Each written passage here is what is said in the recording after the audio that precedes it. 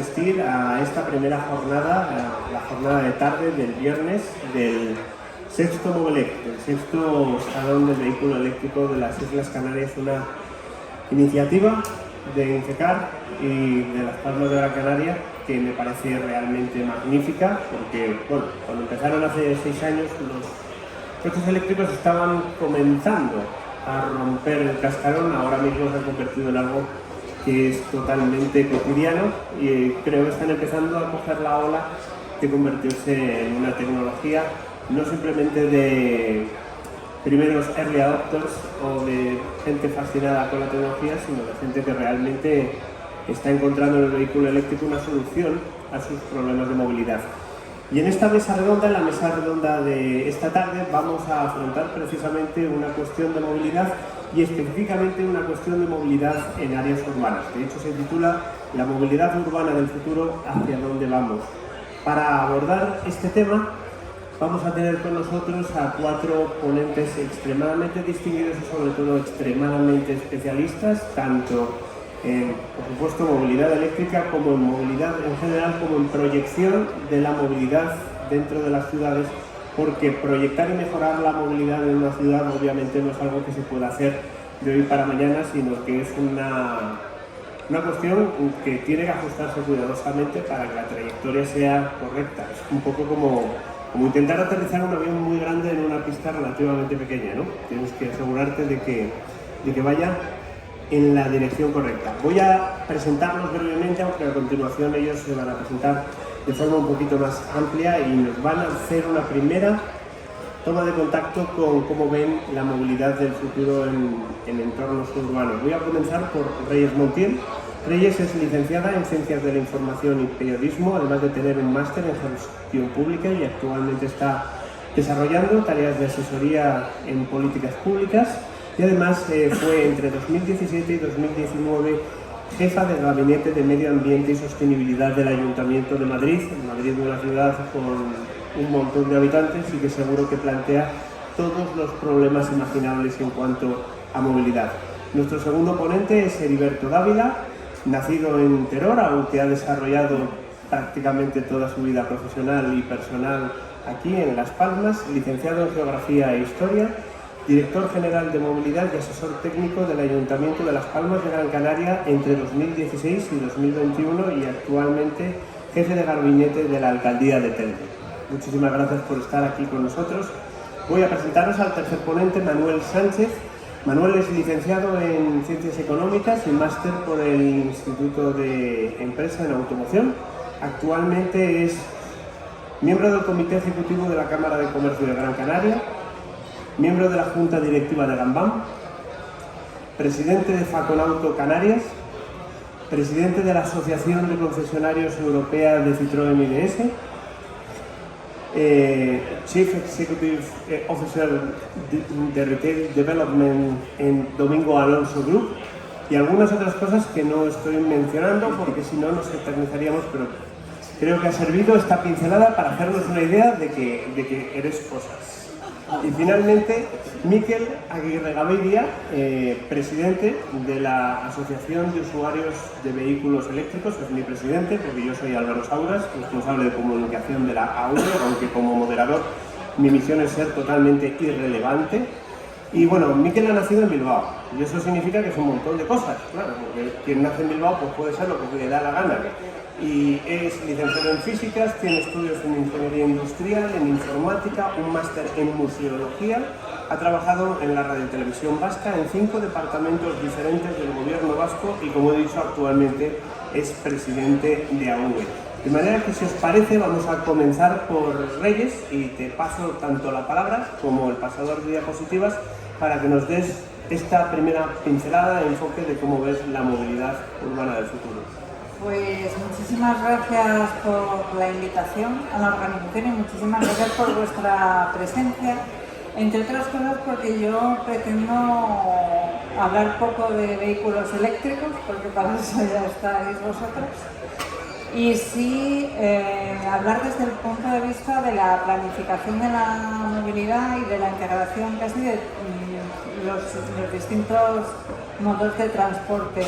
Yo en realidad soy, aunque me dedico a muchas cosas en la vida, soy una apasionada de las ciudades, me parece el espacio idóneo para las políticas de innovación, no solamente en movilidad, sino en diseño, en participación, en innovación o incluso en residuos, en las ciudades donde se plantean todos los retos de futuro y todas las crisis que tenemos, a los que tenemos que dar respuesta, y también es el ámbito donde tenemos varios perfiles. Hay días, bueno, en el mismo día podemos ser conductores, usuarios del transporte, podemos ser consumidores, podemos ser ciudadanos o podemos ser productores, ¿no? Entonces, yo, tal y como tenía pensado esta intervención, es un poco reflexionar sobre la movilidad y efectivamente luego mirar cómo encajan en todos los tipos de transporte. La presentación son una colección de imágenes que me ayudan también un poco a contar lo que quiero contar. Esta es una estación de metro de Múnich en pleno confinamiento. Es decir, cómo se quedan las ciudades cuando no nos movemos. Y en eso, en el año 2020, desde luego, nos ha dejado imágenes inéditas a la hora de ver espacios que siempre están llenos de gente, llenos de bullicio y con gente pues, en movimiento. Traigo aquí esta imagen porque una de las cosas que nos tenemos que plantear a la hora de plantearnos el futuro es cuánta movilidad necesitamos. ¿Necesitamos movernos tanto como nos movemos? En la pandemia hemos teletrabajado, hemos cambiado nuestros patrones de consumo, ¿queremos volver al nivel prepandemia? Todos tenemos que ir a trabajar todos los días al mismo sitio. Podemos utilizar la tecnología, lo que hemos aprendido todo este tiempo, para movernos menos, porque siento decirlo una seria movilidad, pero a mí me parece que el desplazamiento es como el residuo, el mejor es el que no se produce. Por lo tanto, uno de los retos que tenemos pendientes en esa movilidad de futuro es que igual tenemos que tener menos movilidad, pero más movilidad de calidad. Más movilidad en cuanto a personalización de movilidad, en cuanto a salud, en cuanto a respeto al medio ambiente. Con lo cual tenemos que reflexionar un poco si nos tenemos que mover tanto como nos movemos. Aparte de eso, yo creo que eso exige otra colaboración público-privada. Tiene que ser una colaboración público-privada en términos de satisfacer servicios. Tenemos que abandonar un poco el incrementalismo de cuanto más viajes tenemos, cuanto más usuarios tenemos, cuanto más coches vendemos. Tenemos que tener una relación un poquito más equilibrada, bueno, bastante más equilibrada con nuestro entorno, con la economía, con la sociedad, entender las cosas más a escala humana y reflexionar que la competitividad o la competencia no tiene que ser tanto en tanto que precios bajos, sino que cuando tienes mejor movilidad estás dispuesto o asumes que puede tener otro precio.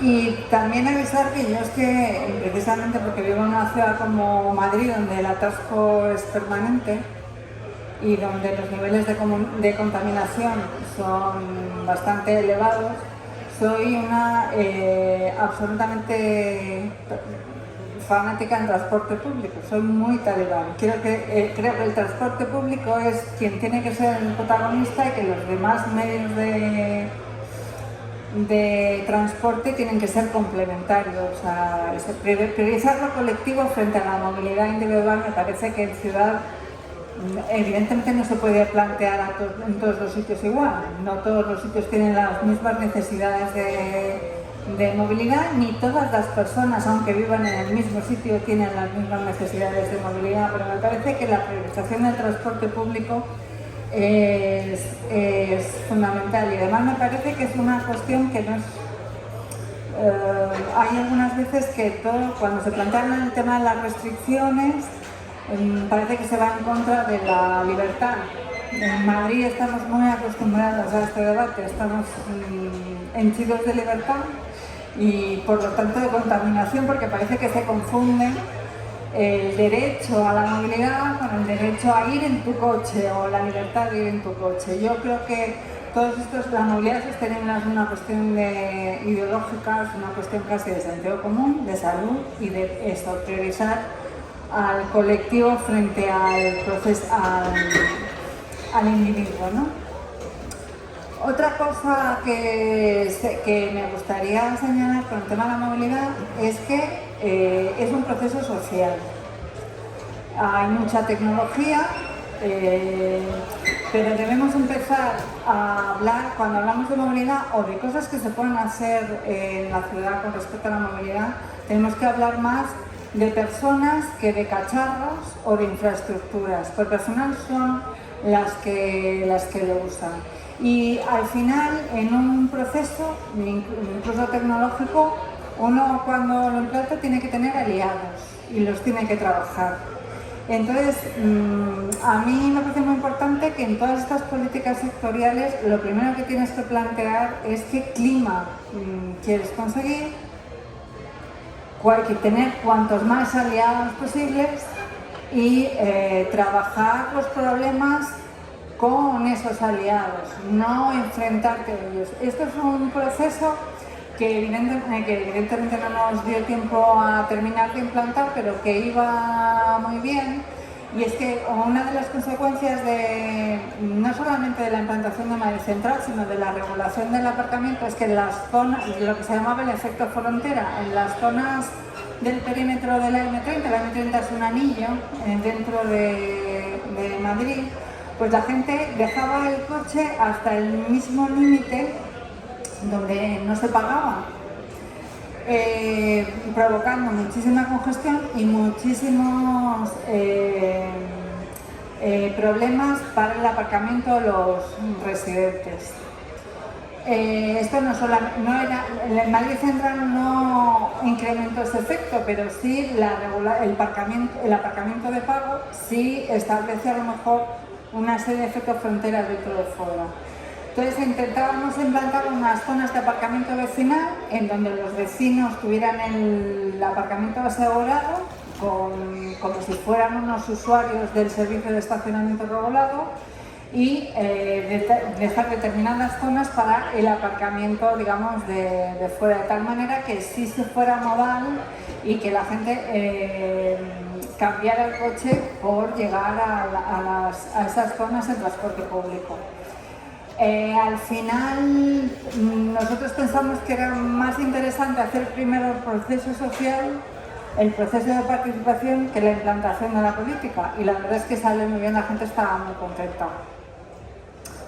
Yo creo que las paradas, las políticas de movilidad son más sostenibles cuanto más consenso social generan. Luego también tenemos que tener en cuenta de que las cosas tienen que ser intermodales, es decir, tienes que poder nunca. La mayoría de los desplazamientos, por lo menos en Madrid, no se va directamente de un sitio a otro sitio en un medio de transporte. Normalmente la gente tiene que hacer transbordos. Normalmente la gente tiene que llevar a los niños al cole y de llevar a los niños al cole tiene que ir a trabajar y volver a hacer el desplazamiento contrario. Entonces, precisamente esos procesos sociales y sobre todo los datos del día de los que podemos disponer en las políticas de movilidad nos hacen diseñar esas políticas de una manera más certera a la hora de encontrar las necesidades de los ciudadanos. En cualquier caso, yo creo que en el tema de la intermodalidad es en el tema en donde más se ha avanzado en las ciudades. No hay intercambiadores en los que solo se coja, por ejemplo, un medio de transporte. Lo que pasa es que también es verdad que aquí hay un riesgo muy importante y es llenar la acera de cacharritos, que no va en contra de nadie más que del peatón. Entonces sí es verdad que en el fondo, en todas estas políticas de movilidad, lo que hay es una negociación o una disputa en el espacio público, de quién es al final el espacio público. Tenemos muy claro, sobre todo la gente que venimos de la política municipal, que hay que quitar espacio al coche y dárselo a otros medios, pero eso no significa que los otros medios también tengan que invadir el espacio de las personas. Y ese me parece que es uno de los retos que tenemos. Y luego a mí el reto que me parece la bomba y la rebomba en las ciudades, y que todavía no hay un modelo que se haya dado la solución, y aquí me parece que además el sector es fundamental, es el tema de la distribución urbana de mercancías y sobre todo el comercio electrónico. Hay millones de paquetes circulando y están creando bastantes problemas, sobre todo en las grandes ciudades. Hay incluso momentos, por ejemplo en Nueva York se está llegando al colapso, no solamente por el reparto, sino por la logística. A nosotros nos parece que comprar un cable por Amazon que nos cuesta 2 euros y que nos llega al día siguiente es una cosa fácil y además nos cuesta barato, pero es porque no pagamos todas las externalidades que llevarte solo ese cable que te cuesta 2 euros al buzón de tu casa genera en las ciudades. Ahí es verdad que es muy interesante desde el punto de vista del coche, del vehículo eléctrico. Me parece que profundizar en el tema de las flotas, de la entrega de última milla, es una oportunidad de oro para todos, y que también tenemos un poco que reflexionar a la hora de también mirar los impactos que tiene desde el punto de vista ambiental, pero también desde el punto de vista de la movilidad en las ciudades, todo el tema del comercio electrónico y lo que se llama la crisis de comodidad, que no solamente es que genere externalidades en el tema de la movilidad, sino que perjudica al pequeño comercio, quita vida a las ciudades porque ya no sales a comprar, en fin, es un debate que tiene bastantes aristas. Con todas estas reflexiones, yo creo que al final las decisiones que se están tomando van en la buena dirección. Yo creo que los fondos europeos nos van a ayudar bastante, sobre todo si tomamos lecciones de lo que nos ha pasado hasta ahora. Yo creo que no ganaríamos en calidad del aire, pero no ganaríamos en calidad de vida si ahora mismo todos los coches que son sucios ahora fueran eléctricos. Tenemos que hacer un esfuerzo por racionalizar nuestra movilidad y buscar más calidad que cantidad a la hora de pensar en nuestro modo de vida y en nuestra movilidad. Y yo lo dejaré aquí, me dejo a mis compañeros. Pues le puedes pasar el mando y la palabra, Heriberto. Pasa a la siguiente. Yo, si me permiten, ¿me voy a levantar o...? Creo que es lo mejor. Sobre todo porque además tú estás dando completamente la espalda a la pantalla y no gozas del privilegio de mirar Me cuesta más hablar sentado. Bueno, yo pertenezco al equipo de la ciudad de Las Palmas, del Ayuntamiento de Las Palmas de Gran Canaria. Perdón, en primer lugar, agradecer la invitación al Cabildo de Gran Canaria y FECAR por estar en esta jornada. Como decía, yo pertenezco a un equipo que se generó a partir de 2015 con un nuevo gobierno y que intentó llevar a otro puerto desde el punto de vista de la movilidad lo que era nuestra ciudad. Para mí va a ser más difícil posiblemente hablar porque todos conocen, o muchos de ustedes conocen lo que se ha hecho, por lo cual es mucho más valorable que otras opiniones que son algunas más abstractas, ¿no? de la ciudad en abstracto. Pero bueno, mi idea es, yo voy a pasar directamente, ¿no? Claro. Mi idea es intentar a través de lo que se ha hecho en Las Palmas enseñarles lo que yo creo que se puede hacer para mejorar la movilidad sostenible o la movilidad urbana en una ciudad, ¿no? Sí tengo que decir, o espero no liarme mucho con el tiempo, pero sí tengo que decir que en primer lugar el cambio que yo creo que todos ustedes empezaron a presenciar a partir del 2016 en la movilidad en Las Palmas de Gran Canaria no fue una idea del nuevo equipo de gobierno. Había un pacto que se llamaba Pacto por la Movilidad, que firmaron todos los partidos políticos, incluso algunos que no estaban en el consistorio, firmaron la Confederación de Empresarios, firmaron la universidad, firmó el movimiento ecologista, prácticamente el 95% de la sociedad firmó ese pacto. ¿Qué decía ese pacto? Básicamente lo que decía es que había que intentar hacer un transporte de alta capacidad en la ciudad, que la ciudad lo necesitaba por los volúmenes que había de movilidad, que había que hacer un diseño de red de carriles bici porque no existía, que había que hacer una reforma de la red de transporte colectivo, que Las Palmas, como todo el mundo sabe, es guaguas municipales, y que había que hacer un calmado de tráfico importante en la ciudad. Eso a grandes pinceladas. ¿Qué ocurre? Que una vez cuando el pacto es abstracto, cuando el pacto es algo que queremos que algún día llegue, pues todo el mundo está de acuerdo. Cuando las cosas se empiezan a implementar es donde empiezan las complicaciones y entonces ahí se empiezan a bajar de la guagua, nunca mejor dicho, pues partidos políticos que ven en la oposición una oportunidad, organizaciones que creen que se podrían hacer las cosas de distintas formas y es normal y es lógico en parte, ¿no? Y es un poco lo que ocurrió en Las Palmas, ¿no? Por hacer una pequeña introducción, ¿no? Yo creo que evidentemente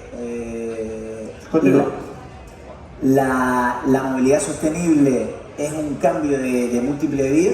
O sea, yo creo que nadie, es un camino de múltiple vía, yo creo que nadie de su sano juicio puede pensar que solo se puede ir a través de una línea de cambio.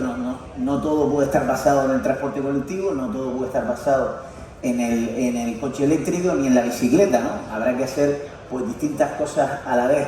Algunos teóricos de esto de la movilidad le llaman al asunto de una forma que a veces es poco políticamente correcto, que es que si queremos hacer un cambio en la movilidad de la ciudad, hay que hacer un poco de política de palo y zanahoria. ¿Qué significa esto? Pues, digamos, tienes que darle un poquito de palo a la movilidad tradicional. ¿Cuál es la movilidad tradicional? Pues la movilidad individual en coche, que es para lo que se han hecho nuestras ciudades, un 80%, y tienes que dar zanahoria al resto. Claro, si tú das palos al coche individual, pero no posibilitas alternativas al resto de las posibilidades de movilidad, no tiene sentido, ¿no? Y en este sentido, en Las Palmas, pues lo que hicimos, lo que creo que se puede hacer en otras ciudades, es intentar ir en 4 líneas. Con la idea de participación, que siempre la gente pide más, sobre todo cuando la obra ha empezado, cuando hacemos un proceso de participación en los ayuntamientos un año antes para saber por dónde tiene que ir el carril bici, no va nadie, ni las asociaciones de vecinos quieren ir, ni nadie se presenta. Se presenta la gente cuando ya la obra acaba de empezar y le pasa por delante de la casa, porque cuando un año antes dice vamos a hacer carriles bici, todo el mundo aplaude, pero cuando le pasa por delante de la casa, ya ahí empezamos a tener problemas. Nosotros nos obsesionó el tema de la participación e hicimos un proceso de participación previo a muchas de estas cuestiones, aparte del pacto de la movilidad que había comentado, hicimos un proceso de participación importante. ¿Qué ocurre? Que nunca es lo suficientemente importante y nunca involucra a la suficiente población. De hecho, nosotros, creo que no hay muchos ayuntamientos que lo tengan, integramos, ojalá podían haber sido muchos más, pero pudimos integrar a un funcionario, trabajador social dentro de movilidad, que es una cosa extraña, porque movilidad siempre están los ingenieros, los arquitectos, los urbanistas, pues movilidad, la Consejería de Movilidad, había un trabajador social cuyo principal objetivo era ir por las asociaciones de vecinos, por los colectivos, e ir informando un poco de lo que se estaba haciendo, de los cambios que iban a hacer. Entonces, para no enrollarme más, las políticas, básicamente, que algunas coinciden en general coincido al 99% como lo podía hacer de otra forma con la compañera, con Reyes, las políticas, pues algunas las ha descrito ella: políticas de penalización y calmado del tráfico, políticas a favor del transporte público colectivo, políticas de señalización, control y reparto de los aparcamientos y políticas de fomento del transporte en bicicleta, que esto era lo que nosotros nos planteamos en el 2016, porque de repente después nos dimos cuenta que muchas de las políticas que estábamos diseñando para la bicicleta terminaron sirviendo para la patineta y para otros vehículos de movilidad personal, ¿no? Con respecto a la peatonalización encarnada al tráfico, se generó toda una política de zonas 30 que no existía previamente. Esto es Alcalá de Henares, donde era un modelo de zona 30, donde ahora se plantea también una posibilidad de zona de bajas emisiones o de supermanzana. Al final lo que se hizo hasta ahora ha sido zona 30, pero se plantea también integrar otro modelo. Algunas fotos que conocen de parte de la señalización. Es verdad que hace falta mucha educación vial porque por desgracia mucha gente no sabe ni siquiera qué significa zona 30, cree que es simplemente la limitación de velocidad y ya está, ¿no? Políticas de peatonalización, en el caso de Las Palmas de Gran Canaria, ayudadas sin duda por la financiación europea que posibilitó el proyecto de la Metro Guagua y otros proyectos. En este caso, pues algunas de estos cambios que yo creo que todo el mundo más o menos conoce, la calle Galicia, Messi López y otras, ¿no? Que son cambios importantes, ¿no? Yo creo que no solo son cambios en el modo, sino también son cambios simbólicos que ayudan a transformar la ciudad en ese sentido, ¿no? Esto es lo que comentaba la supermanzana. Yo creo que más o menos, por no dilatar mucho la conversación, casi todo el mundo conoce lo que es la supermanzana. Es un tema que se ha trabajado en Las Palmas más teóricamente que prácticamente, pero que yo creo que para las ciudades grandes y para las ciudades medias, como podría ser Las Palmas, es fundamental. Básicamente restringir en cierta medida el uso del coche privado y crear, digamos, grandes manzanas. Nosotros aquí le llamamos mini manzanas porque las nuestras son más pequeñas, pero bueno, después resulta que lo pones en Twitter y te ponen a parir porque dicen que no saben lo que es, ¿no? Pero bueno, o sea, mejor utilizar la nomenclatura que todo el mundo conoce, ¿no? Esto es, bueno, algunos diseños de supermanzana por la zona también de Alcalá de Henares. Y después, esto que es inevitable, se generó, en Las Palmas había mucha denuncia, sobre todo en barrios periféricos, de la velocidad del vehículo. Por desgracia, a mí no me gusta, ¿no? Pero al final, por desgracia, una de las soluciones que te queda para restringir la velocidad, en el caso de esta calle, se dedicaban, esto es en la zona de La Paterna, se dedicaban a hacer carreras viernes y sábado por la noche, y llegaron a matar a un niño de unos 6 años que estaba cruzando la calle a las 9 de la noche. O sea, carreras de coches y de motos, ¿no? Entonces, al final, este es un método, digamos, un poco a veces costoso y ampuloso, pero que funciona para cortar esta clase de cosas, ¿no? Después, las políticas a favor del transporte público colectivo. En el caso de Las Palmas, yo creo que ha sido una progresión clara por la reforma de guaguas municipales en lo que tiene que ver a un mejor servicio, a una mejor calidad, mejor velocidad comercial. De hecho, a partir del 13 empieza a subir exponencialmente el uso de guaguas municipales. Hay alguna gente que todavía dice: no, pero es que yo no cojo la guagua porque funciona mal. Digo, ¿será que no la coges hace 20 años? ¿No? A lo mejor planteas de eso, porque realmente hoy en día, con una app que tienes en tu móvil, sabes perfectamente cuándo va a pasar la guagua. Te puede fallar un día, lógicamente, pero normalmente funciona bien, ¿no? Y estos métodos han dado sus frutos, ¿no? Además, en el transporte público, como decía antes, hubo un acuerdo en aquel pacto de la movilidad de integrar en esta ciudad un transporte de alta capacidad, ¿no? Hubo un debate que yo creo que ustedes conocen, cierto debate sobre si tranvía o BRT. Un BRT es un bus Rapid Transit, que viene a ser lo que se ha denominado aquí comercialmente Metro Guagua, pero viene a ser una guagua de este estilo, de 20-21 metros, que tiene un servicio con exclusividad, digamos, vial y prioridad semafórica, ¿no? Viene a ser un tranvía pero con ruedas. Y estaba también el modelo tranvía. Hubo ahí distintos estudios y al final se optó por el modelo BRT, que es un modelo bastante extendido en Francia y en América Latina sobre todo, ¿no? ¿Por qué se optó por este modelo? Porque es un modelo para la ciudad de Las Palmas más flexible, porque costaba un tercio de lo que costaba un tranvía. Es un modelo más flexible que el tranvía y te da la posibilidad incluso de usar esos carriles en temas de emergencia. O sea, tiene una explicación bastante larga, pero por acortar. Las políticas de racionalización, bueno, yo creo que todo el mundo conoce que pues, esta ciudad ha apostado por la zona verde y azul. Yo creo que es una política de estacionamiento regulado y quizás lo que falta, se ha hecho algo, pero faltaría en esta ciudad, y yo creo que las distintas ciudades tienen que apostar por ello, son también parques intermodales, ¿no? El único ejemplo así claro que tenemos aquí es el parking de Las Arenas, donde incluso nosotros pusimos una política de que la persona que llegaba al parking de Las Arenas del norte, cuando aparca el coche, el ayuntamiento le regalaba, por decirlo así, 2 viajes en guagua municipal gratuitas, para intentar fomentar que la gente que venía del norte simplemente se quedara en Las Arenas y se moviera hacia otro lado. Esto funciona, esto tiene su complejidad. No, es verdad que muchas ciudades, yo diría más que españolas, europeas, o sea, en Europa creo que sí funciona mejor, pero es verdad que en España este concepto de la intermodalidad desde el coche cuesta, ¿no?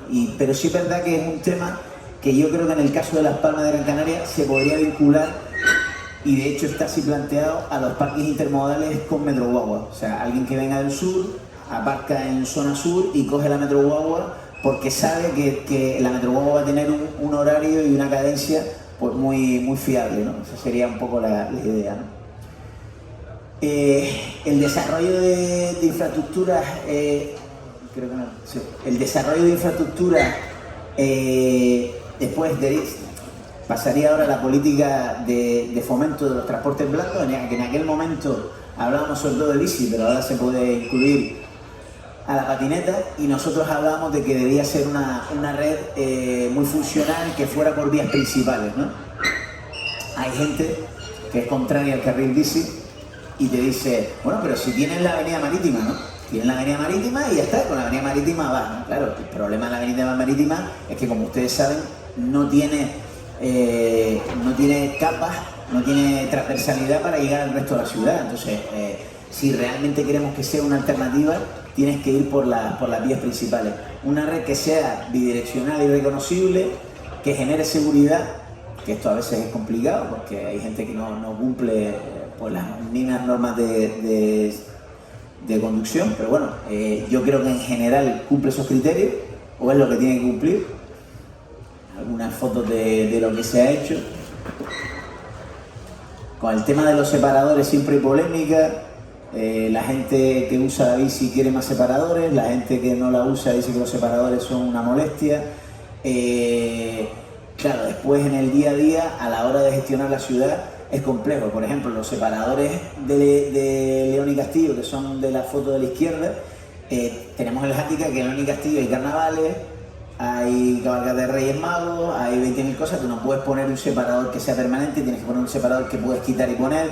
Hay muchas problemáticas del día a día en las ciudades con respecto a los carriles bici. Sí quisimos, como se ve ahí, que fuera bastante visible. La gente decía, ¿por qué rojo? Pues precisamente porque en este periodo de transición, de cara a fomentar el uso del carril bici, nos parecía que el hecho de pintarlo de rojo marcaba una distancia con respecto al resto de la calzada.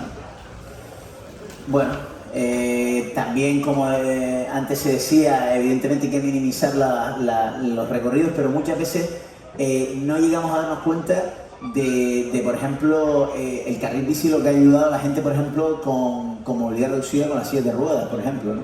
Antes León y Castillo era una gincana, ahora mucha gente en León y Castillo te lo ves con la silla de ruedas moviéndose, ¿no? Ahí no hay muchas fotos de patinetas, pero realmente las patinetas también. Yo me pregunto qué hubiese sido de esta ciudad si no hubiésemos hecho los carriles bici con las patinetas en la calle.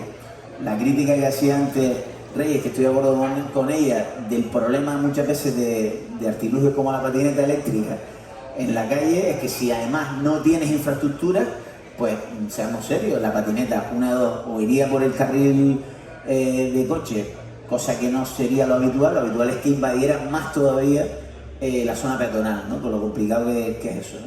Entonces yo creo que el carril bici en ese sentido también ha ayudado a ese fenómeno, ¿no?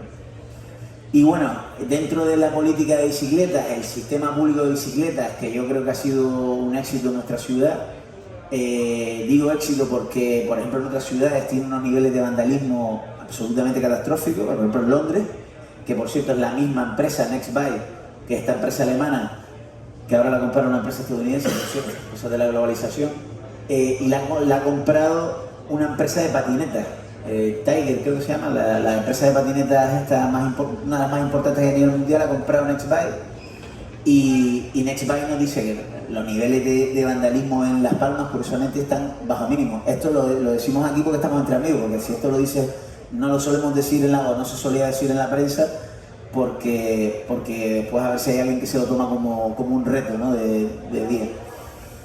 Y bueno, y después para terminar, yo creo que el fomento de la cultura de la bici es fundamental y de la educación vial entre los niños. Ahí hay muchísimos proyectos súper interesantes, lo que no hay por desgracia es financiación. No sé si ahora con la financiación europea podremos hacer alguna cosa, pero mi proyecto en concreto era de un monitor, o sea, poníamos un monitor con los padres del Instituto del Rincón de la zona de las Arenas, del Instituto del Rincón, y entonces un monitor iba casa por casa recogiendo a los pibes para el instituto, ¿no? Si esto lo pudiéramos multiplicar, no solo estaríamos favoreciendo algo que es uno de los problemas más importantes de movilidad que tiene nuestra ciudad, y creo que casi todas, que es el tema del transporte al colegio de los pibes a través de los coches de los padres, ¿no? Todos sabemos lo que significa cuando empieza la universidad, cuando empieza el colegio y cuando no hay colegio, que el tráfico en Las Palmas es totalmente distinto. Pues imaginemos que este proyecto lo pudiéramos multiplicar. Y no solo sino nosotros, por ejemplo, defendíamos, que eso no es una competencia nuestra, que el gobierno de Canarias debería plantearse en ciudades como Las Palmas una financiación, una subvención al transporte público a los colegios, porque por desgracia desde hace 10-15 años hemos perdido el 90% del transporte público colectivo a los colegios. Yo creo que muchos de los que estamos aquí por cierta edad hemos ido al colegio toda la vida en guagua quiero decir discrecional, y prácticamente casi todos los colegios han quitado la guagua discrecional porque los padres llevan al colegio en coche a los niños, ¿no? Si nosotros fuéramos capaces de subvencionar eso, quitaríamos muchísimas necesidades de muchos padres que se ven obligados a llevar el coche porque no tiene otro remedio, porque a lo mejor en su trabajo incluso está cerca o podrían ir de otra forma, ¿no? Y yo creo que es un tema a reflexionar, y ya me caigo. Una cosa antes, primero un aplauso. Antes de que te sientes, una pregunta. Hemos hablado todo el rato de Las Palmas. Bueno, tanto en esta isla como en el resto de islas hay muchas ciudades, tamaño un poco más pequeño, tamaño mucho más pequeño. De todo lo que hemos visto, ¿qué se puede extrapolar? Primero, ¿convendría extrapolarlo a ciudades y pueblos de cualquier tamaño? ¿Qué es lo que se puede extrapolar y en qué orden, ya por rizar el rizo, crees que podría extrapolarse? Hombre, yo creo que hay muchas cosas extrapolables. Es complejo porque habría que ver ciudad a ciudad, zona a zona, isla a isla. Pero desde luego yo creo que en determinadas islas un sistema público, por ejemplo, como Cicicleta, es absolutamente exportable, por ejemplo, y un sistema de red de carriles bici, por ejemplo, en Lanzarote. Lanzarote es bastante llano. Yo creo que debería haber un sistema público controlado por el Cabildo, no en este caso por un ayuntamiento, y que fuera un sistema público insular. Y después está el debate de la movilidad insular. Yo, visto lo visto, no me queda otra, porque podemos estar debatiendo años y años y años de las soluciones y nunca llegarán. Yo estoy a favor del tren en el caso de Gran Canaria y en el caso de Tenerife. Yo estoy a favor del tren. Estoy a favor, me dice alguno, no, es que la alternativa es el busbao.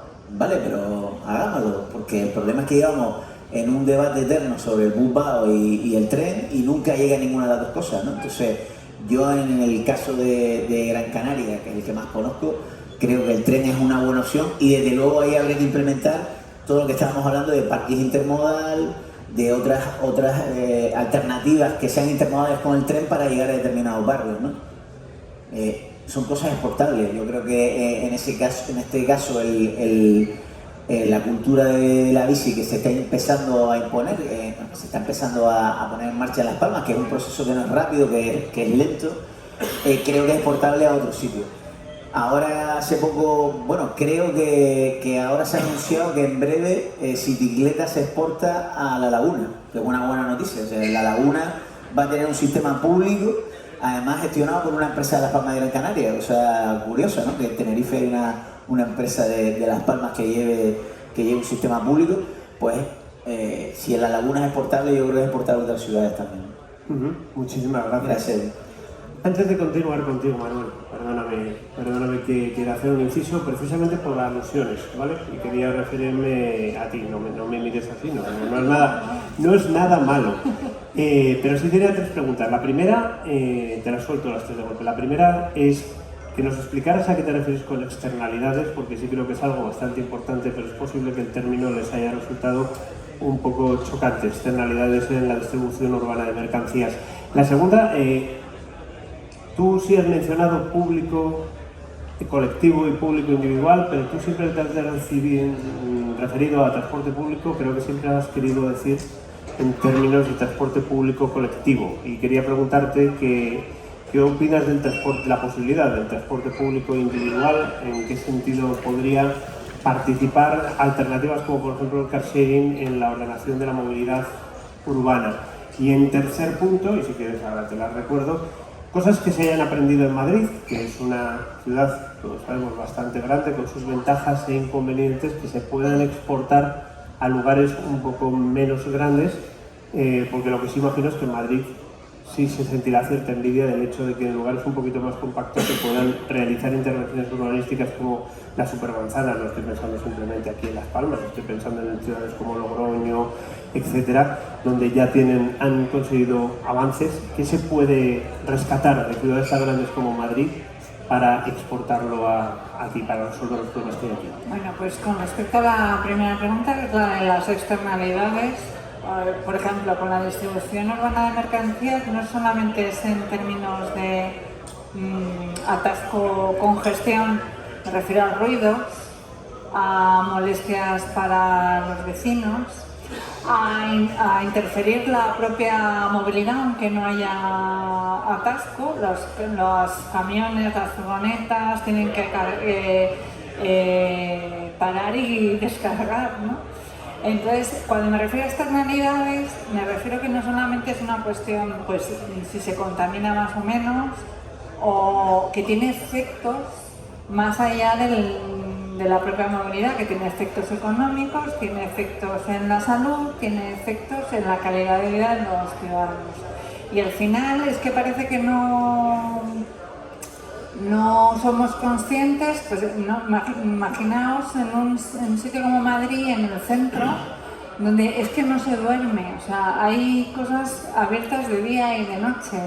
Pues hay zonas en donde los vecinos pues tienen peor calidad de vida que en el resto, precisamente pues por la distribución urbana de mercancías, por el ocio, por una serie de factores que no tienen solamente incidencia en un aspecto de la vida como puede ser la contaminación o puede ser la movilidad, que tiene también afecciones en otros, y también pérdidas de oportunidades en otros campos que no se tienen.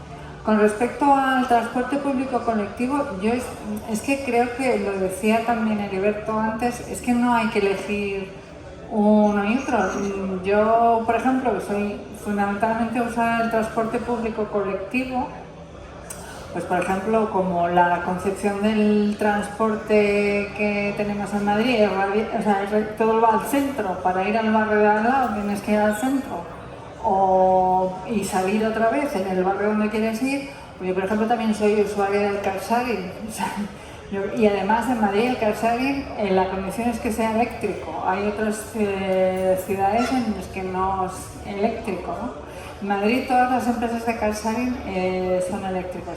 Yo creo que todos son complementarios. Lo que pasa es que yo sí creo que hay una jerarquía de soluciones que van las primeras, las que solucionan a más gente. Los vehículos de movilidad personal o los vehículos privados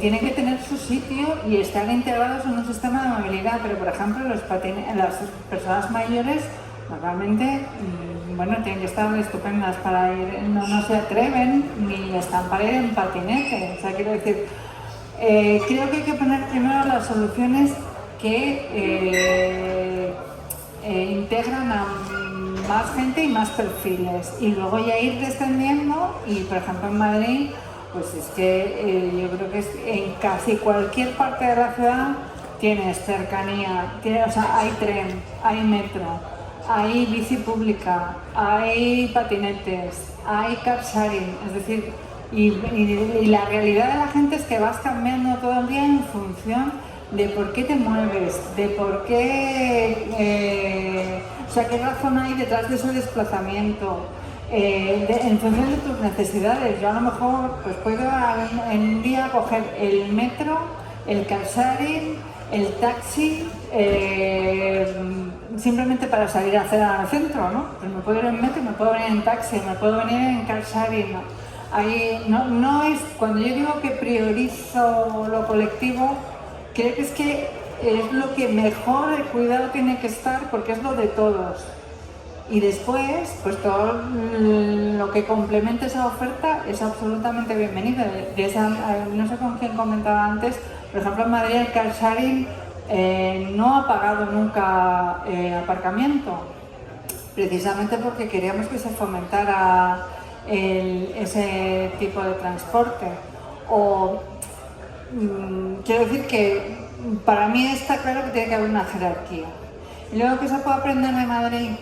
Hombre, para empezar, es que si ahora yo creo que entráramos, haremos las mismas cosas pero de distinta manera. Claro que hemos cometido errores, pero yo creo que también cambiamos un poco el debate de la movilidad a nivel estatal, porque el día que decidimos cortar la Gran Vía en Navidad para que la gente paseara, simplemente un día fuimos portada en todos los telediarios nacionales, que era un poco absurdo. En Madrid se había cortado una calle, es verdad que era la Gran Vía, pero...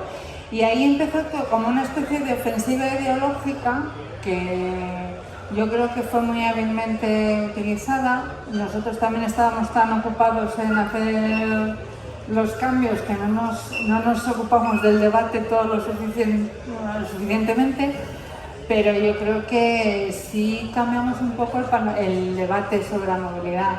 Luego hay una cosa que es verdad que ahora le han cambiado el nombre, no se llama Madrid Central, se llama Madrid 360, pero una cosa que iban a quitar, pues se quedó.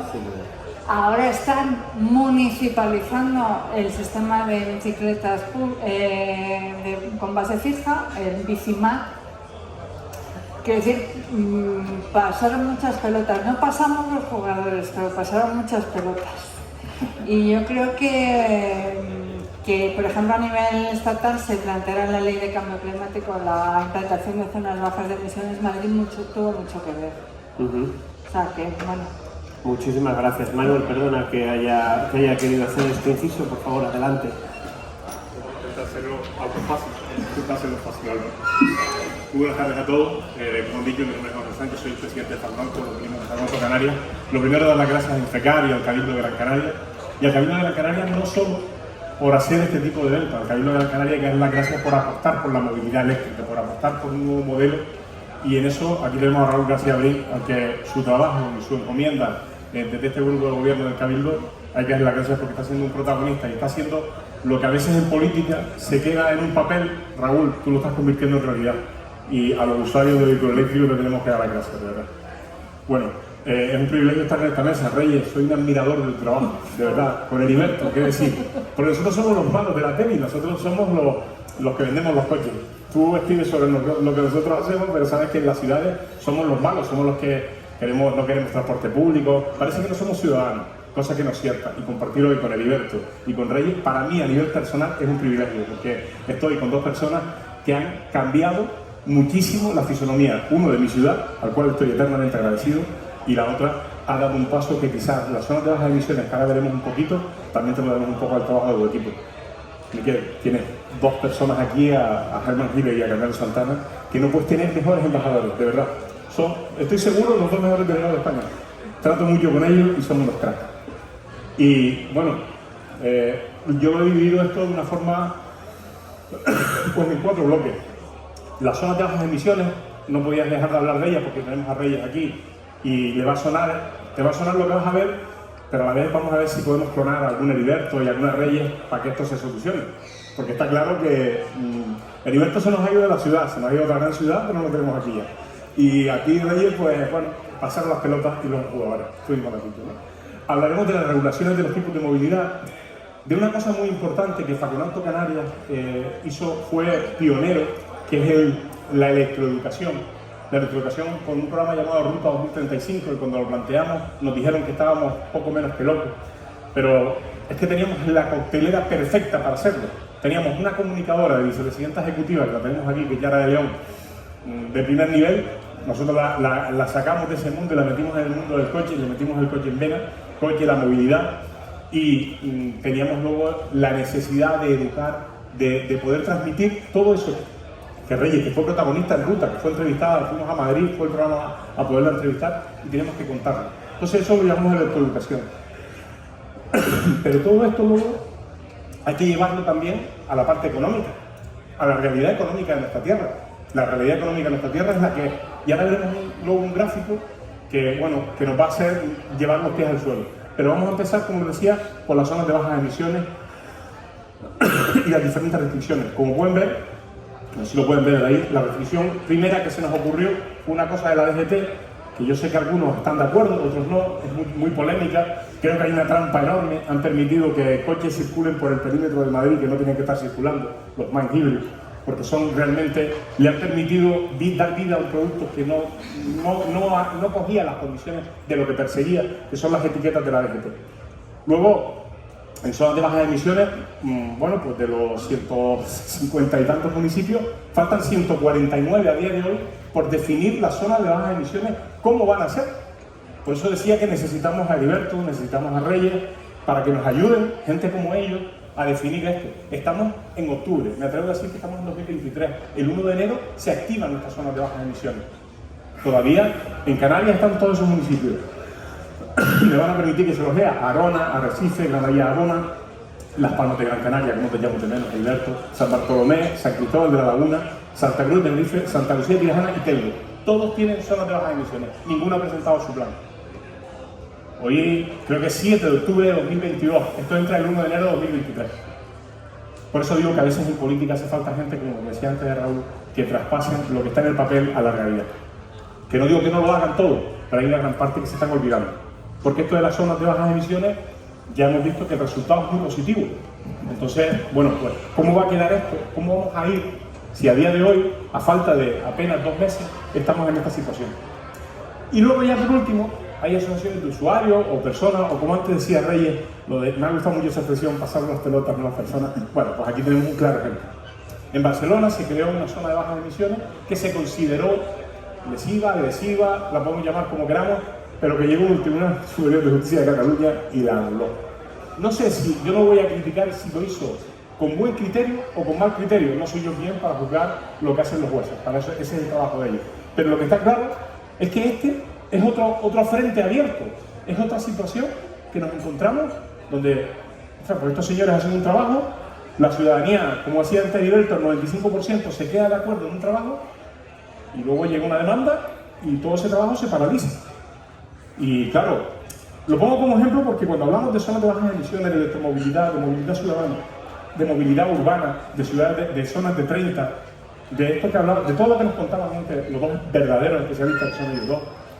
Claro, todo esto luego llega allí y todo ese trabajo, ese equipo se hunde, se va a la miseria. Se va a la miseria porque han visto que todo ese trabajo no va. Y de esto a veces no se habla. Y no se habla de todo el trabajo que se tiene detrás. Luego nos encontramos con otro problema, la regulación. Aquí tenemos dos responsables, dos personas que han sido responsables municipales. Llegamos al ayuntamiento, hablamos con el ayuntamiento. Luego hay movilidad cabildicia, vamos a llamarlo así. Luego hay carreteras autonómicas o diputaciones. Luego hay carreteras nacionales. Luego hay autopistas privadas. Y ¿Qué regulación aplicamos en cada sitio? Pues nos vemos con una normativa un poco tal. Y luego la normativa municipal, por eso la destaco ahí. Yo quiero que cada ayuntamiento sea muy independiente. Pero tú lo acabas de decir, Álvaro. ¿Qué se puede extrapolar? Vamos a buscar puntos comunes. Vamos a buscar puntos de sinergia y de trabajo común.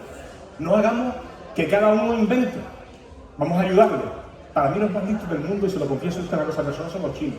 No inventan nada, pero lo copian todo de maravilla. Pues vamos a copiar de los que saben. Vamos a hacer las cosas que ya funcionan. No queramos hacer cosas que... Aquí es que somos diferentes. Yo, mire, por mi experiencia nacional, cada vez que voy a algún sitio y tal, siempre me dicen lo mismo. Es que aquí no, eso aquí no funciona. Es que aquí somos diferentes. Salgo de España y dicen, no, es que aquí no funciona. Vas a una comunidad autónoma, aquí no. Bueno, pues vamos a copiar de lo que ya funciona. Y luego hay que aprender en las ciudades, y antes lo apuntabas tú, Heriberto, a coexistir con la nueva movilidad. Patinete ahora es movilidad. Pero ojo, un señor caminando por la calle es movilidad también, ¿eh? Cuidado, movilidad humana. Quiero decir, vamos a aprender a coexistir todos nosotros. El coche, la bicicleta, y lo más importante de todo esto, que cada uno decida en cada momento lo que quiere utilizar. No le obliguemos a condicionar. Hay que defender lo público. Yo soy un gran defensor de lo público. Y más de la colaboración público-privada. Pero vamos a coexistir todos. Tenemos que abrir hueco a todo. Yo estoy seguro que, antes ponía Heriberto el ejemplo de Huevos Municipales. Hoy día Huevos Municipales es una empresa moderna, muy activa en redes, muy activa, muy cercana a sus clientes. Y no es la guagua hace 40 años, aquella que llamamos negro, que la veíamos venir por el humo. Sabíamos que venía por el humo que llama, ¿no? Bueno, y luego lo que digo al final, que ese transporte público lo sepamos utilizar. Lo sepamos utilizar. El transporte público no solo es el autobús, el tren, el BRT, no, el transporte público en su conjunto. No olvidemos que hay una parte del transporte público también que se llama taxi. No lo olvidemos, que también es transporte público y tenemos que defender también, porque es una parte importante de nuestro tejido económico. Entonces, vamos a hacer una coctelera y vamos a trabajar de esa forma. Es la propuesta que de Facunauto queremos. Y por último, la electroeducación. Es lamentable que todavía haya comunidades de vecinos que estén negándole a un vecino instalar un punto de recarga. Y aquí a Uber, ¿verdad, Miguel? No te imaginas el trabajo que hacen estos dos señores que están aquí, ¿eh? Son magníficos, magníficos, de verdad. Porque todavía se nota el caso que viene el cliente al concesionario y dice, es que mi vecino no me lo deja poner. Bueno, vamos a explicarlo, vamos a contar eso. Y encima me cuesta un dineral. No, mire, si el gobierno le da a usted el 70 o el 80%, que es un municipio tenemos de 5.000 habitantes, en Canarias todavía. Entonces, esa electroeducación, eso de tener placas y que sepas que tu coche puede circular infinito sin que te cueste dinero. Porque las placas en los tejados, tenemos el tejado libre y lo podemos hacer. Y hoy veíamos aquí una foto de una fotomontaje de la avenida Felo Monzón en Siete Palmas, que da gusto verla, porque sería como tener dos torres enormes de luz produciendo, solamente con poner eso en el tejado. Pues eso es electroeducación también. Eso es la movilidad del futuro y eso es lo que tenemos que saber hacer. Y en eso hay Ruta 2035 y mi compañera Yana de León está haciendo un trabajo fantástico. Yo te dije programa en la televisión canaria, que el que no haya visto la primera temporada se lo invito a ver, porque de verdad que no solo hablamos de vender coches, que nosotros hacemos otras cosas. Aunque seamos los malos, seguimos siendo los malos y las revistas nos cuidan, gracias a ellos. Bueno, y la situación socioeconómica. Aquí está el drama. Este es el verdadero drama. Mire, un canario gana un 24% en comparación con un noruego. Digo Noruega porque cuando hablamos de coche eléctrico siempre hablamos de Noruega. Noruega, el paraíso. Bueno, pues la realidad económica de Canarias, podemos hablar de la nacional, que también tenemos el dato, es que un 24%. No es que gane un 24% menos, es que es un 24%. La cifra no es dura, es que dan ganas de llorar. Luego tenemos una gran ventaja. El gobierno de Canarias, este y el anterior, decidieron quitar el IGIC a los vehículos eléctricos. Eso fue una ayuda a la economía para poder potenciar vehículos eléctricos e híbridos enchufables. Les digo una cosa, es una pena que aún así tengamos una cuota inferior al 4,5%. Es una verdadera pena, porque en Península es un 21%, lo quería destacar ahí. En Alemania es un 19%, luego tenemos Holanda o Noruega con un 0%. Pero claro, cuando nos vamos a la última línea, la renta per cápita, y vemos que un canario de renta per cápita en el año 2021 ganaba 15.372 euros de media, frente a, vamos a quitar la parte de España porque esto hemos metido nosotros, porque claro, la realidad de Madrid es bien diferente para ellos.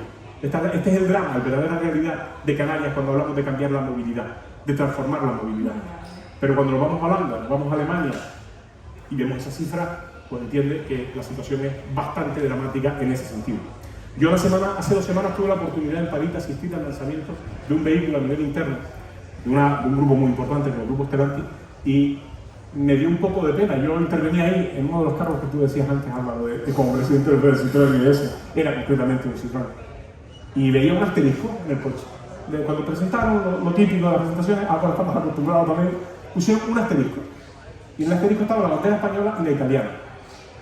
Yo, que soy muy preguntón, los que me conocen saben que pregunto mucho, automáticamente levanté la mano al CEO mundial, al CEO mundial de Citroën, Stellantis, y le digo, jefe, así, tal cual, ese asterisco, esa bandera, que es que nos vas a dar más coches, que es más barato, ¿cómo funciona eso? No, Manuel, no. Es que son los 2 únicos países que van a tener motores térmicos, porque la cuota de mercado y la renta per cápita no permite lanzarlo solo en eléctrico, como vamos a hacer en el resto de la Unión Europea, incluido Portugal, incluido los otros 25. La culpa de todo la tiene esa renta per cápita. La tiene esa renta per cápita y la tiene que España a día de hoy tiene una media acumulada en este año de un 2,89% de cuota de penetración del vehículo eléctrico. Canarias está un poquito mejor, la ayuda de impuestos, pero un poquito, pero un punto y medio más. Pero claro, cuando me voy, ahí tenemos ejemplos. No voy a nombrar Noruega porque se van a echar a reír, no voy a hablar de ese 70% o ese 85% de la ciudad de Oslo, donde los vehículos de transporte, de reparto, Reyes, los de Amazon, todo eso que tú hablabas antes, tiene que ser eléctrico. No pueden repartir en la ciudad sus vehículos. ¿Y sabes lo mejor? Tienen que ir con una carga determinada. Y tienen que ir con unos parámetros. Tuve la oportunidad de estar tanto en Copenhague como en Oslo, nos hizo el ayuntamiento una demostración fantástica y es lo que tú acabas de decir, muy bien organizado, no había ningún problema. Pero claro, Holanda, que acaba de empezar, en Holanda en 2025 no se van a poder vender coches térmicos. Entonces, tienen una cuota superior al 25%. España tiene un 2,81%. Entonces, estas son situaciones que esta sí que al final define que tenemos muy buenas voluntades, pero para que las pelotas de ellos acaben de pasar bien, y algún tenista también, tenemos que solucionar esto. Y esto es un problema endémico de España. Porque si ustedes ven la renta per cápita, claro, yo sé que Madrid, Barcelona, Euskadi tienen una renta per cápita diferente, pero cuando nos vamos a la renta per cápita del global se nos va aquí. Pero cuando bajamos desde Peñaperro para abajo, esto se destroza. Ahí estamos los niveles de servicio y eso es lo que tenemos que trabajar. Entonces, por eso quería resumirle un poco de por qué la movilidad no está avanzando en el sentido o en el orden que debiera. Este es una pregunta, ¿había un vídeo que lo tenían ahí? No, he cometido algún error, he cometido un error grave en algún momento. Creo que a continuación. No, sí, pero he cometido un error grave que. ¿Cómo es posible que haya ocurrido esto? Es extrañísimo. ¿Has conseguido saltar directamente a su parte? Sí, claro. ¿Cómo has hecho magia? No, tú estabas trabajando y estabas trabajando. Vale, pues entonces ha sido culpa mía. Os pido Álvaro, muchísimas disculpas, lo he puesto en el orden incorrecto. Muchísimas gracias por tu exposición. Perdón que me haya asustado, pero ha habido un momento en el que he dicho, no solo me he comido una presentación, me he comido la presentación de mi presidente.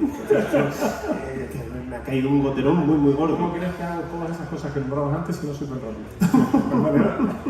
Vale, muchísimas gracias.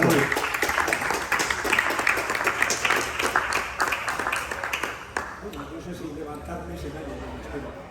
Bueno, ante todo, ha sido un aprendizaje escuchar a Reyes, a Heriberto, a Manuel. Gracias. Os felicito por las presentaciones también. Nosotros somos una asociación de voluntarios que tenemos que mejorar mucho. Estamos desbordados por la simultaneidad de eventos a los que tenemos que asistir. Pero AV, ante todo, es, aquí un poco quién somos, pero AV es una asociación que tiene ya 7 años de recorrido, tiene 5.100 socios, estamos creciendo muy rápidamente en los últimos meses y es verdad que nuestra tarea es una organización sin ánimo de lucro, sin cuotas, es favorecer la transición hacia el vehículo eléctrico. Pero el marco conceptual y las premisas respecto a la movilidad urbana, respecto a la inclusión de la movilidad urbana, comparte enteramente las premisas que habéis expuesto, tanto Reyes y voy a ser breve porque creo que Álvaro me ha conseguido demasiado tiempo, pero creo que es interesante el debate y dado que mañana tenemos la oportunidad de hablar un poco, de centrarnos más en lo que es los pros y las contras del vehículo eléctrico, la oportunidad que estamos viviendo, el momento histórico, la situación rezagada de España respecto no solo a los países centroeuropeos o nórdicos, sino respecto a Portugal, Manuel. Portugal tiene una renta per cápita que es menos del 20% que la media española y nos duplica el vehículo eléctrico. Es decir, hay muchos factores que intervienen que merecerían un análisis. Quizás mañana veamos de algunos secretos no tan habituales al hablar de los vehículos eléctricos, representando a socios que llevan 10 años, 11 años, en una época épica donde los vehículos eléctricos tenían autonomías muy limitadas, etc. Pero esto mañana habrá tiempo de hablar. De una forma muy breve, igual, lo que sí queríamos, antes de entrar en detalle, que mañana podremos tener un poco más de tiempo para ello, es hablar no del vehículo eléctrico, que es el producto final, ni de cómo se fabrican o cómo han llegado y cómo va a ser la única solución de movilidad personal y familiar, sino el porqué de todo ello. Porque esa es la pregunta. Hay que empezar preguntándonos, y creo que lo habéis esbozado previamente, de por qué necesitamos hacer esta transición, esta disrupción histórica, que es un cambio cultural, que es un cambio, digamos, en los modos de convivir, etc., ¿no? Y sin alargarme mucho, hay que decir que en AV somos apasionados de la movilidad. Algunos llevamos muchos años estudiando, digamos, la maravilla que es la mecánica del automóvil y otro tipo de vehículos, etc. Pero ante todo, en este momento somos activistas conscientes por formación científica y por formación, digamos, que como ciudadanía debemos de tener de la innegable emergencia climática que vivimos. Chomsky ha llegado a decir recientemente, estos días, que igual tenemos como humanidad empezar a despedirnos unos de otros. Estamos en un momento en el que se han saltado muchas alarmas y por tanto somos conscientes del papel que representamos como una pequeña ciudadanía que está transmitiendo a poderes públicos y a poderes también empresariales que hay una gran parte de la ciudadanía, igual más de lo que creemos, porque los medios de comunicación trasladan más mensajes de ir más despacio en las transiciones. Sin embargo, hay una parte de la ciudadanía que dice seamos más progresistas, más rápidos en aceptar los cambios. Y a la industria también le pedimos, sabiendo la importancia que tiene el sector de las fábricas, de componentes o de vehículos. Somos un gran productor, no solo España, sino Europa también, y que quizás la solución es no retardar esta innegable mutación que se está produciendo, sino aprovecharlo, porque si no, se ha dicho, en los países como China continental o Corea van a liderar y vamos a perder este liderazgo que tenemos. Entonces, también como apasionados de la conducción personal, pero sabemos y reclamamos nuestros derechos, pero sabemos de nuestros deberes y somos plenamente conscientes de que ni somos los reyes de la carretera, ni de la ciudad, ni nada por el estilo. Y hay, igual esto sí que es oportuno en esta, digamos, el primer secreto es que debemos ser conscientes, la moral es algo subjetivo, digamos que propio de cada persona, pero hay una ética colectiva que hay que aceptar. Y en esta, lo habéis dicho muy bien, Heriberto, y está dicho de otra manera, pero lo han expresado con más precisión, igual anteriormente Reyes, en esta pirámide de la movilidad, sobre todo urbana, pero también de la interurbana, hay una prioridad de los peatones. A nuestra primera hija, que ya nos ha hecho abuelos, de nietos, que yo soy casi adolescentes, cuando aprendía ajedrez le decíamos que los peatones eran los peones, y ella decía los peones, y los peones son los reyes, porque son los que coronan en el ajedrez, como sabéis, a la máxima. O sea, es una pieza más modesta, pero sin embargo la que tiene un futuro más prometedor. Y entonces, en esta prioridad, ante todo hay que reconocerla a los peatones, y por tanto hay que ir a modelos que se han citado muy bien, de estas estos macrobarrios, estas macromanzanas, donde sea posible esa vida, incluso en ciudades muy grandes y demás. Y luego están los ciclistas, están también esos vehículos de movilidad personal que han irrumpido y que van a tener presencia, pero siempre pensando en la globalidad de necesidades de personas con movilidad reducida, con personas con limitaciones, y todos los tenemos. Y luego, por supuesto, el transporte público. Pero también el transporte público se puede reivindicar que sean cero emisiones, porque nos estamos envenenando, porque estamos matando la posibilidad de que como planeta, y de momento es el planeta A único que tenemos, entonces en ese transporte público estamos siendo exigentes con esta transformación, y lo estamos logrando ante muchas instituciones. Y lo mismo también sabemos que otro elemento de prioridad es esa distribución urbana, porque también es necesaria para poder convivir, pero también poniendo esos límites que se han mencionado muy bien. Os felicito por las gráficas, ¿no?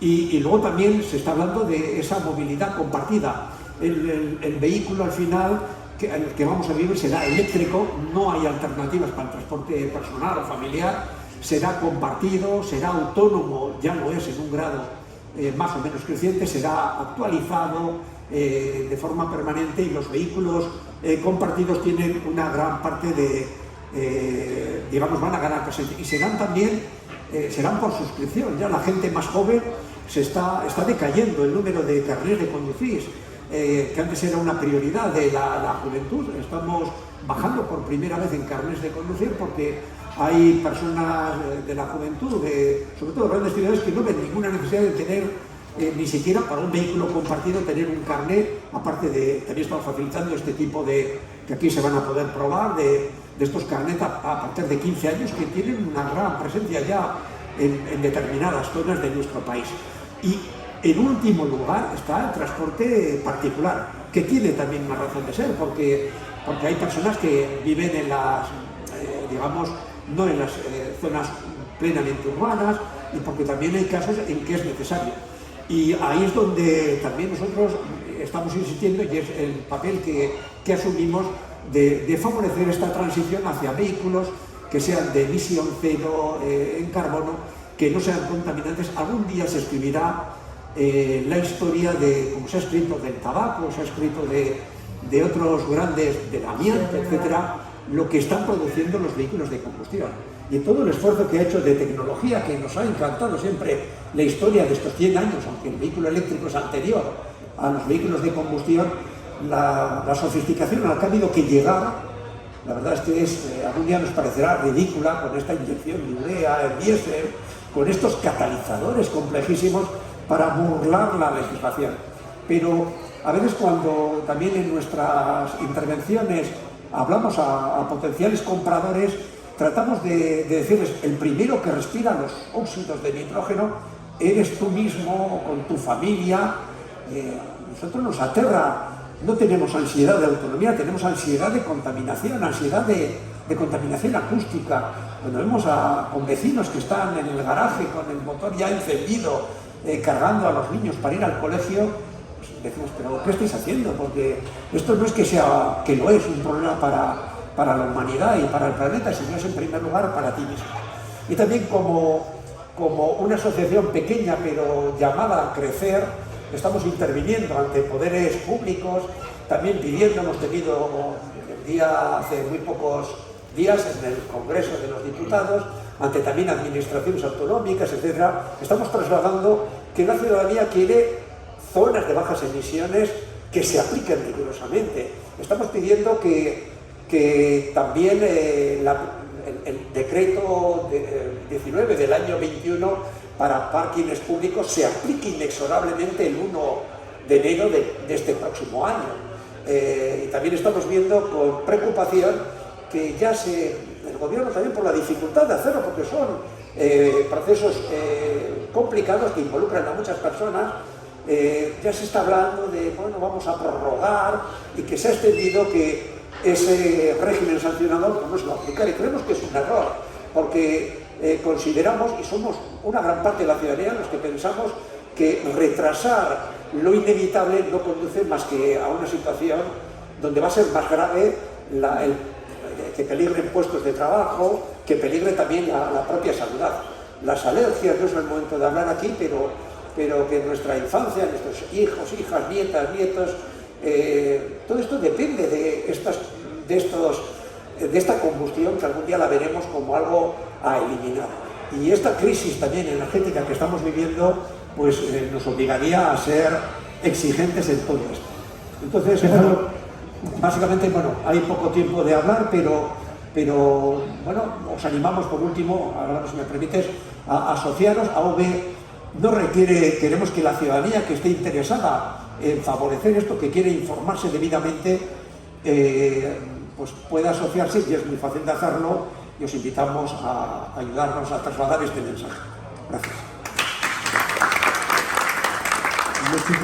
Muchísimas gracias, Mito. Cuando he dicho dejarlo, no quería decir deja de hablar, quería dejar esa transparencia, porque si pasas a la siguiente, entonces Manuel entra en el día de la marmota y podemos eternizarnos. Desgraciadamente, en el caso de Heriberto, no puede estar con nosotros más tiempo, de manera que si quieres abandonarnos, lo que yo pediría es un enorme aplauso para él, porque además ya es un enorme esfuerzo de hacerlo para estar hasta esta hora con nosotros. Nosotros también vamos a ir terminando, pero antes de afrontar la recta final, quería haceros una pregunta muy sencilla. Bueno, no, en realidad es una pregunta complicadísima, pero bastante manida. Aplicar estas modificaciones sobre ciudades obviamente requiere un plazo de tiempo considerable. Todo lo que nos ha estado contando Heriberto se ha hecho en aproximadamente 5 años.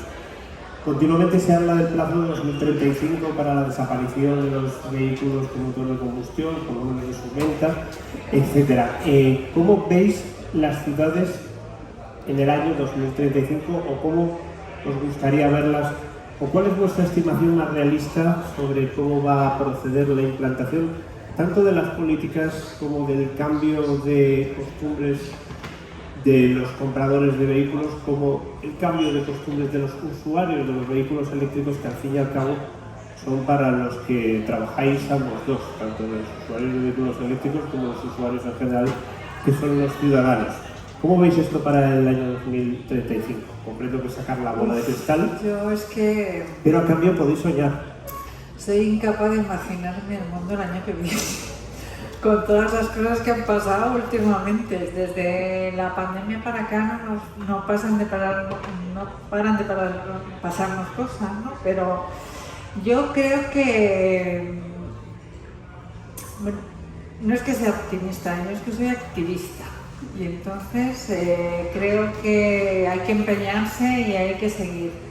Y lo que creo que sí es verdad que hemos pasado hoy el primer momento más duro, que es el de la resistencia al cambio. Yo creo que ya, independientemente de debates políticos que se puedan dar, yo creo que todo el mundo asume ya que el camino es este. Puede ser más concreto en cuanto a la intensidad y a la velocidad, pero yo creo que eso hace 4 o 5 años no estaba tan claro. Y yo no sé si se van a cumplir los calendarios, pero sí estoy convencida de que se van a acercar si no pasan cosas extraordinarias. Otra cosa es que no trabajemos para que sea para todos, quiero decir. Nosotros tenemos que tomar conciencia de que somos nosotros los que tenemos que hacer el cambio, porque si no hacemos nosotros el cambio, nos van a hacer el cambio. Y bueno, en todo cambio hay problemas, pero también hay oportunidades y debemos estar abiertos a todas ellas. Una de las cosas que además nunca hablamos, porque siempre nos quedamos sin tiempo, porque hablamos en los procesos, es en las oportunidades que se abren. Hay una cosa que a mí me parece que desde la política, desde la economía, desde la sociedad, hay que repensar y pensar en cómo podemos aprovechar la oportunidad. Yo creo que económicamente hay que plantearse que el ahorro es una ventaja competitiva en el mundo del mañana.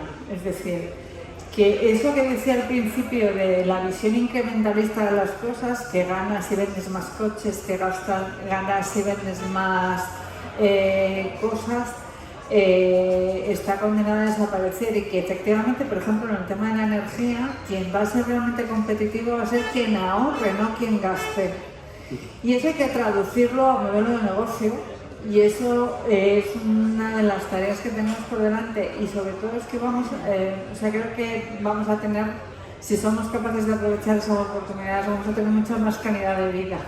Manuel, muy rápidamente, yo creo que su idea es no vender más, sino vender mejor. ¿Cómo lo ves Exacto. tú? No, el problema no es ese, el problema es que vamos a tener menos propietarios y los mismos conductores. Pero hay una cosa muy clara, va a ser movilidad eléctrica. ¿Y qué me baso para ello? La semana que viene tenemos el Salón Internacional de París, más importante de Europa, año sí, año no, que se celebra en Alemania. Bueno, pues en ese salón el 90% de las novedades son eléctricas. ¿Qué va a ocurrir? Que el lineal se va a desabastecer de vehículos térmicos. ¿Por qué? Porque progresivamente la normativa lo va a ir endureciendo y eso va a hacer las ciudades más electrificadas. Ahora, vamos a tener menos propietarios, que es lo que yo creo que está, la oportunidad que está queriendo transmitir Rey, y vamos a tener los mismos conductores, quizás menos, porque también es verdad que hay menos interés, pero sí vamos a tener lo que se dice menos movilidad personal propia. Y eléctrica, eso sí, sin duda. ¿Y Miquel? Bueno, poco que añadir, igual que también se ha mencionado antes, la propia pandemia ha enseñado que ya se teletrabaja en gran medida, ha venido para quedarse, que también con efectos negativos, pero también se telecompra y en gran parte los vehículos particulares o familiares va a quedar más para el tiempo de ocio. O sea, hasta ahora en gran medida son para trabajar hace falta todavía en muchas ocasiones vehículos particulares, pero esto va a cambiar. Y eso va a significar también otra manera de utilizar con suscripción para un fin de semana un vehículo igual pequeño, en otra ocasión un vehículo más grande, etcétera. Son formas muy distintas. Y este cambio va a ser más rápido de lo que se prevé. No solo, es verdad que hay una legislación europea que marca unos plazos, pero ya desde organizaciones como V en Portugal y la V se va a añadir, queremos que se adelanten esos plazos. Y los propios, conocéis bien desde las asociaciones de productores como Gambar y demás, que cada vez va a ser más difícil ofrecer vehículos accesibles de combustión, porque cada vez son menos rentables, que van a desaparecer, con lo cual la movilidad eléctrica va a venir muy rápida. Y otras alternativas también del vehículo de hidrógeno, que tiene su cabida para transporte pesado y demás, no va a estar, o sea, la única fórmula de movilidad personal y familiar va a ser puramente eléctrica. Y también hay que decir, en el sentido de que, y desde AV, aunque tenemos muchos socios con híbridos, enchufables, que en este momento lo mejor es no cambiar de coche si no es necesario, aprovechar, reutilizar bien el coche, y en todo caso cuando haya que tomar la decisión, el gran riesgo es comprar en este momento o decidirse por un vehículo de combustión. Y en AV también está muy bien elegido, aunque el nombre tiene muchos años, hablamos de vehículos también de dos ruedas, otro tipo de vehículos que empiezan a tener cabida en AV, y hablamos también de usuarios. Has mencionado, Manuel, taxistas, conductores. O sea, cada vez un mismo vehículo va a tener, no solo porque sea compartido, más usuarios. Ya lo tenemos en las familias, hay varias personas que usan el mismo coche, etc. Y también es verdad que por razones de seguridad, por razones de mantenimiento, mañana hablaremos de que un vehículo eléctrico moderno es que es algo conceptualmente distinto, ofrece unas capas de seguridad, o sea, aspectos que hasta ahora y siguen siendo un poco secretos. Eso es lo que queremos desvelar. La verdad es que un coche ya no es algo que te lleva de un sitio a otro, que también lo es mucho más. Y tiene que ser algo que permita convivir mejor, convivir con otras personas, abrir incluso el núcleo familiar para transportar a más personas con fórmulas que han venido. Y esta emergencia climática y esta crisis energética seguramente nos va a ayudar a esta transición. Busquemos algo positivo en todo esto. Y hagamos el cambio nosotros. Estamos de acuerdo, seamos proactivos. Vale, pues antes de terminar, lo primero que quiero hacer es daros muchísimas las gracias por haber estado aquí con nosotros, por compartir todo vuestro conocimiento. Si además compartes conmigo el pasador de diapositivas, lo primero que quiero hacer es invitaros a darles un fuerte aplauso. Y lo siguiente que quiero hacer es discretamente avanzar por las diapositivas de Manuel sin que se note que he hecho un fiasco importante a la hora de ordenarlas, para acabar esta charla con una charla donde con un vídeo donde vamos a poder ver el fantástico trabajo que está haciendo Faconauto en la difusión de la movilidad y de la movilidad eléctrica desde un punto de vista más holístico, es decir, en todos los sentidos de la educación, tanto en cuanto a la movilidad como en cuanto a la movilidad eléctrica que supone.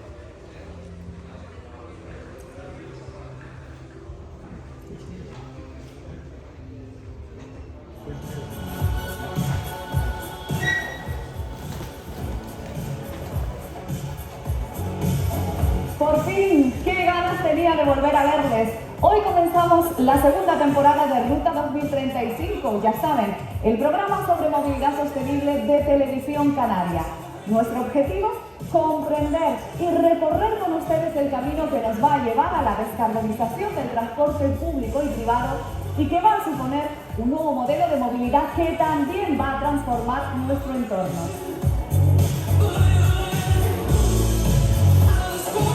¿Qué opinas tú, Luna, pues de este cambio, de este proceso de electrificación, de la descarbonización del transporte? ¿Qué te parece? Que tenemos que sumarnos a este movimiento 100%, y por eso a mí me gusta estar aquí, que me hayas invitado, porque siento que este programa es súper necesario.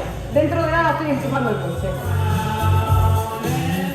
Estamos trabajando en la posibilidad de hacer crecer esta red de puntos ultra rápidos en la ciudad, pero ya tenemos una hoja de ruta para crecer en 12 puntos nuevos de la ciudad, sobre todo en la parte alta de la ciudad, que nos interesa que también se cubran. Hablamos de que en torno a los 5 o 10 minutos un coche que pueda aprovecharla pues podrá aumentar su autonomía en unos 100 kilómetros. Los vehículos con motor térmico tienen infinidad de piezas que hay que mantener, hay que hacerles cambios, sustituciones de lubricantes, hay que hacer un montón de procedimientos que en un vehículo eléctrico nos podemos ahorrar.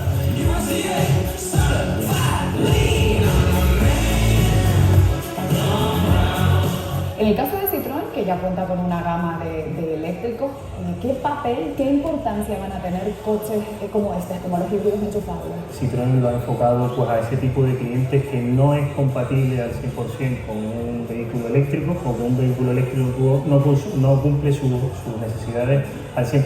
Con los vehículos híbridos podemos aunar todo lo bueno de un vehículo eléctrico y un vehículo convencional.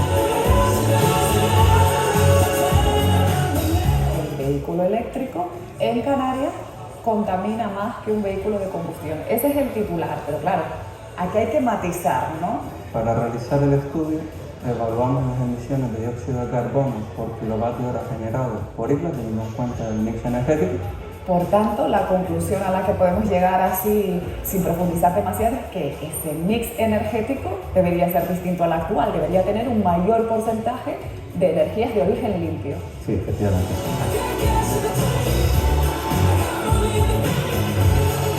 ¿Qué opinas tú de todo este cambio, de esa evolución hacia un transporte, bueno, pues más sostenible y de llegar a esa meta, un transporte 100% libre de emisiones?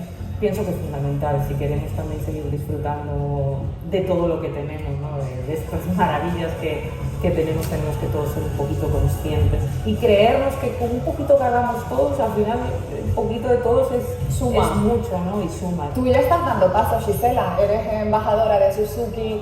Sí, y además la verdad que estoy orgullosa, ¿no? de que Suzuki, de que Femotor apueste por eso, está apostando con los coches, está apostando también con la moto eléctrica, están comprometidos y que vamos en la misma línea, ¿no? La filosofía al final es la misma, de ser sostenible, ¿no? de aportar un poquito a la sociedad.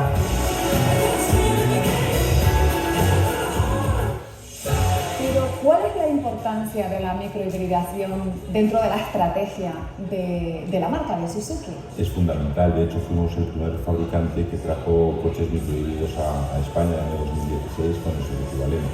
A partir de ahí la estrategia estaba basada en intentar reducir emisiones lo máximo posible, intentar mejorar consumos y gracias a eso nos hemos posicionado como una de las marcas líderes en microhibridación en cuanto no a ventas, pero sí en cuanto a la implantación en España.